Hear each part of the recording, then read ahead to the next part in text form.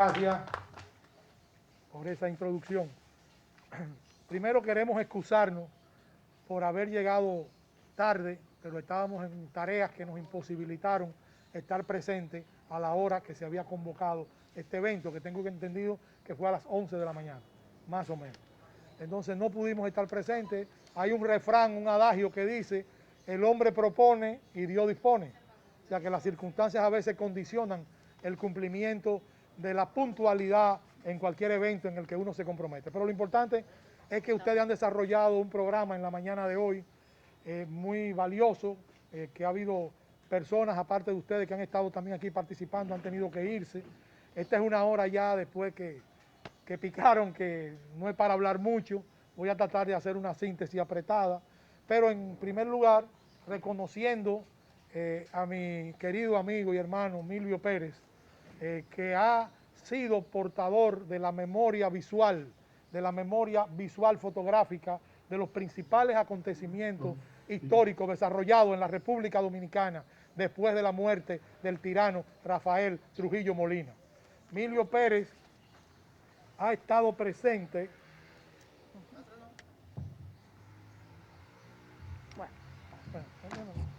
Milvio Pérez ha estado presente en todos los acontecimientos, yo diría fundamentales, que se han dado en la República Dominicana a partir de la muerte de Trujillo. Ahí su lente, su cámara fotográfica, su presencia arriesgando su vida ha sido de un valioso testimonio. Gracias a esa participación de Milvio Pérez, hoy podemos recorrer parte de la historia a través de fotografías, de documentos, testimonios que Milvio ha recogido. O sea que la vida de Milvio ha estado vinculada a la historia dominicana, yo diría que a partir del inicio de la democracia en la República Dominicana. Por lo tanto, Milvio, que ha corrido tantos riesgos, que ha sufrido penalidades como consecuencia de su actitud de compromiso con las causas progresistas y democráticas de la sociedad, hoy nos convoca a esta exposición. Recientemente cumplió años, ¿no?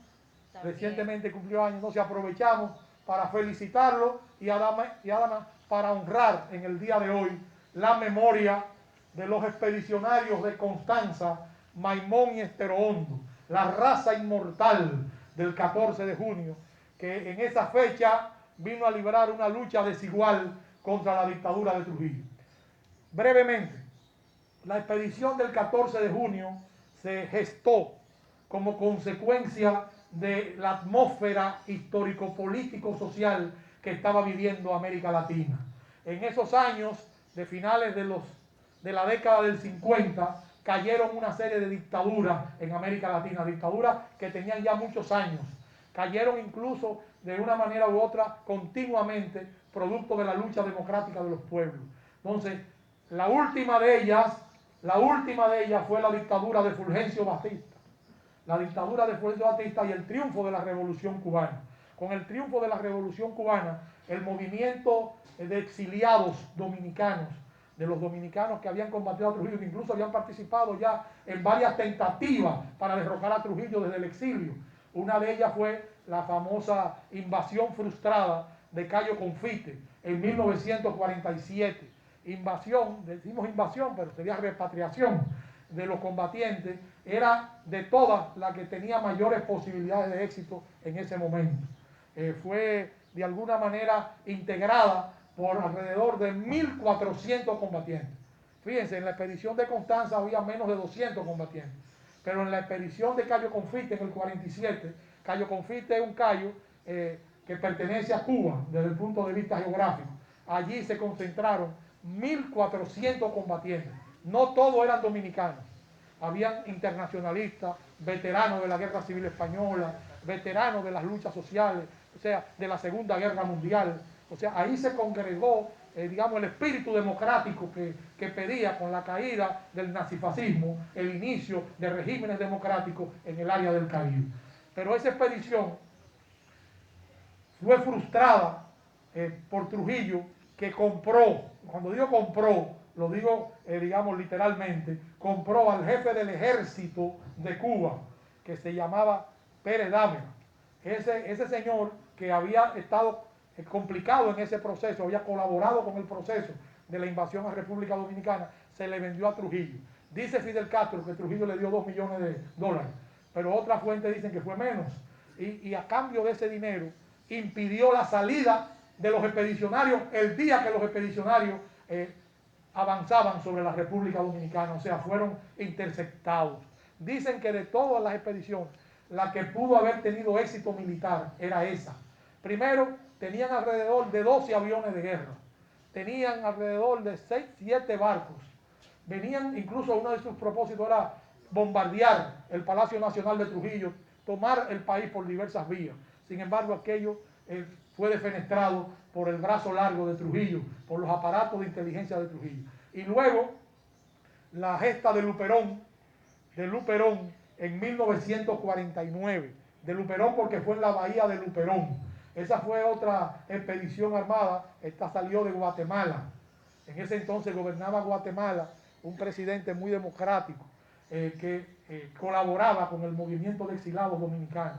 Y entonces ellos fueron traicionados. Trujillo también socavó y penetró esa expedición hasta tal grado de que provocó que desertaran 7 pilotos que venían en naves aéreas, boicoteó 2 de los aviones que venían y finalmente el único avión que acuatizó fue el avión de Luperón, que era el que menos combatientes traía y el que menos armamentos tenía. Esa expedición fue financiada por un hacendado dominicano, un patriota llamado Juancito Rodríguez de La Vega, Moca, y ese señor era un enemigo a muerte de Trujillo. Un hijo de él vino en la expedición del 14 de junio de 1959 después, José Horacio Rodríguez, y murió en esa expedición. Bueno, el caso es que también Trujillo logró frustrar. La única que Trujillo no logró descubrir o no logró parar fue la del 14 de junio. La del 14 y 20 de junio de 1959, porque la de Constanza fue el 14 y la de Maimón y Estero Hondo fue el día 20 de junio de 1959.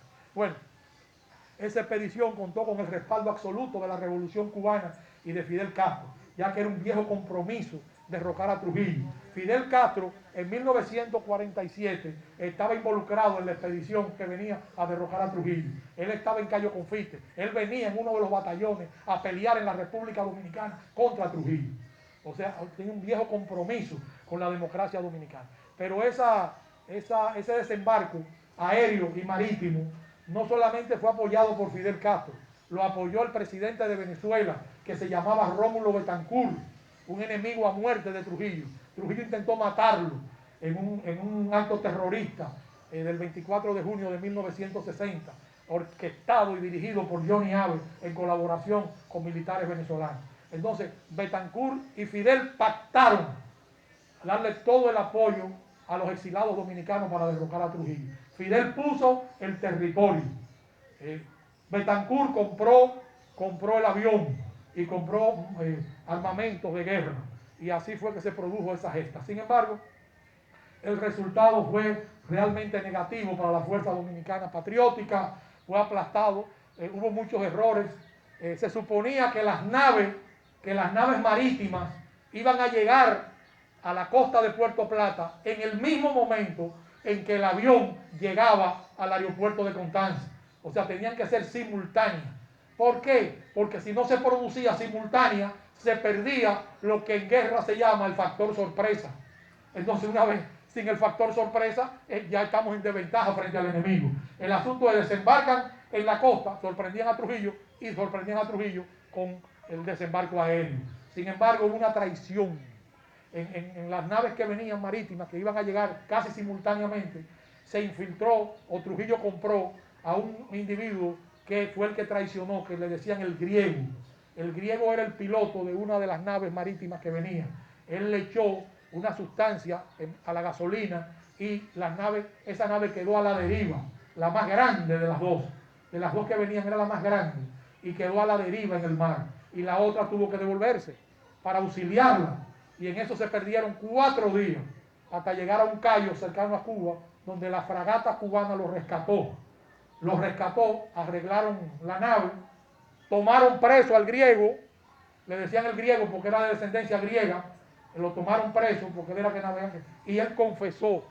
Lo llevaron a La Habana y Raúl Castro lo fusiló.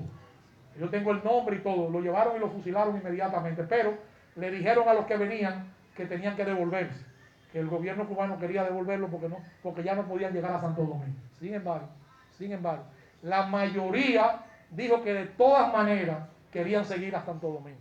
Entonces, pero lo van a matar, ¿no? De todas maneras no podemos quedarnos vivos si los compañeros lo están matando allá. Y así la mayoría vino de todas maneras, y por eso fue la carnicería de Maimón y Estero Hondo. Cuando estaban llegando fueron bombardeados por la Fuerza Aérea Dominicana. Le decían entonces la aviación militar dominicana, que así era que se llamaba, en un genocidio terrible de combatientes. De todas maneras, lo que fue una derrota militar se convirtió en una victoria moral, política de resistencia, porque a los pocos meses el ejemplo del sacrificio de los héroes de junio del 59 fructificó en la creación del movimiento clandestino 14 de junio, en homenaje a los héroes de junio del 59. O sea, en pocos meses, y en enero del 60 fue delatado, descubierto, ese movimiento encabezado por Manolo Tavares y por lo más granado de la juventud dominicana a nivel nacional. Era el único movimiento antitrujillista que tenía raíces, ramificaciones en cada una de las provincias del territorio dominicano. En Dajabón, en Montecristi, en San Pedro de Macorís, en La Romana, donde quiera habían células ya organizadas del movimiento clandestino 14 de junio, que por supuesto tenía también la inspiración de una mujer extraordinaria que se llamó Minerva Mirabal, que fue, yo diría, que uno de los motores, que decidió en gran medida la participación de tantas jóvenes y de tantas fuerzas sociales en ese movimiento. El movimiento clandestino fue develado, sin embargo, el ejemplo quedó vivo en la conciencia nacional, y Trujillo cometió errores graves, asesinó a las 3 hermanas Mirabal, un crimen que sacudió a la sociedad dominicana. Su fin estaba ya cercano. Sectores que habían colaborado con Trujillo los 30 años se le viraron a Trujillo. Se le viraron a Trujillo, como la Iglesia Católica Dominicana, que estuvo 30 años recibiendo apoyo, y luego, a partir del asesinato de las Mirabal, a partir de todo el proceso de los héroes de junio del 59, del apresamiento del movimiento 14 de junio, todo se viró contra Trujillo. Entonces, ese fue otro de los elementos fundamentales por los cuales la tiranía, se crearon las condiciones para el ajusticiamiento de Trujillo el 30 de mayo de 1961. Y aquí me voy a parar brevemente. Se ha dicho que la muerte de Trujillo fue ejecutada por la Agencia Central de Inteligencia norteamericana, quitándole trascendencia al hecho histórico de la muerte de Trujillo. Y las cosas no son totalmente así. Ya los Estados Unidos tenían una política contraria a Trujillo, porque Betancourt se debatía entre el apoyo a Estados Unidos, Venezuela, el apoyo a Estados Unidos o la solidaridad con Fidel Castro. Entonces Betancourt, que había sido víctima de un atentado terrorista en Caracas, chantajeó a los Estados Unidos. Le dijo, si ustedes no salen de Trujillo primero, yo me alío con Fidel Castro y voy a apoyar a Fidel Castro y a la Revolución Cubana. Entonces a ellos no les quedó más camino que incentivar la desaparición de Trujillo para conservar las relaciones con Betancourt en ese momento. Además, tenían preparada ya la invasión contra Castro el 17 de abril de 1961. En esa invasión, que fue en Playa Girón, ustedes saben que las tropas apoyadas por Estados Unidos fueron derrotadas en 72 horas, liquidadas por la resistencia del pueblo cubano a esa invasión patrocinada por la CIA contra la Revolución Cubana.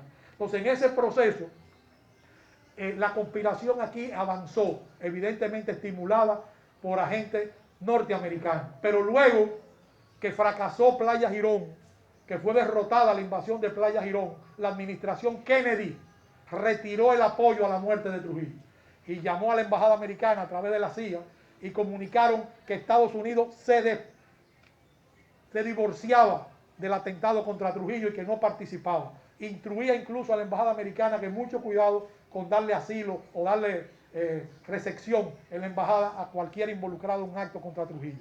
Entonces los conjurados del 30 de mayo fueron solo a la autopista del 30 de mayo, sin retaguardia cubierta, solos a matar a Trujillo. Y ahí radica el ejemplo histórico que nosotros debemos realmente valorar.